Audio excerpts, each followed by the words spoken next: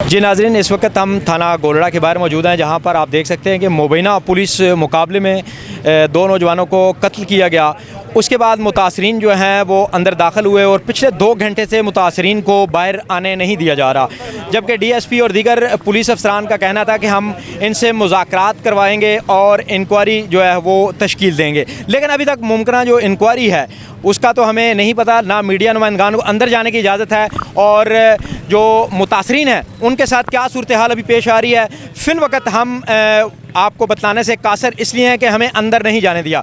थाने की बाहर की सूरत हाल आप देख सकते हैं कि दीगर मीडिया के जो नुमाइंदगान हैं वो भी आ चुके हैं और वक्फे से जो भी जानकारी हमें मौसूल हो रही है उसके मुताबिक हम हक़ाइक़ दिखा रहे हैं। और इससे पहले हमने आवाम को वो हक़ाइक़ दिखाए जहाँ से इन बच्चों को उठा कर लाया गया। उसके बाद मुबैना जहाँ पर पुलिस मुकाबला हुआ, हमने वो तमाम हक़ाइक़ आवाम को दिखाए और आवाम को हमने हकीकत बताई कि इसमें अभी हकीकत क्या है, अभी क्या सूरत हाल इख्तियार होगी, पुलिस अफसरान क्या इंसाफ देंगे, क्या ये पुलिस मुकाबला झूठ पर मबनी है, क्या हक़ाइक़ पर मबनी है। लेकिन शीरी मज़ारी की बेटी ईमान मज़ारी, जिन्होंने आज प्रेस कॉन्फ्रेंस भी की और उसमें कहा कि मैं चंद दिन कबल मुलज़मान को थाना CIA I-9 के बेसमेंट पर मिलकर आई हूँ, उसके बाद ये मुलज़मान क्या बाअसर थे जो वहाँ से भाग खड़े हुए और इनको D12 के नाके पर कत्ल कर दिया गया। कत्ल की कहानी भी हमें देखकर अंदाज़ा होता है कि वो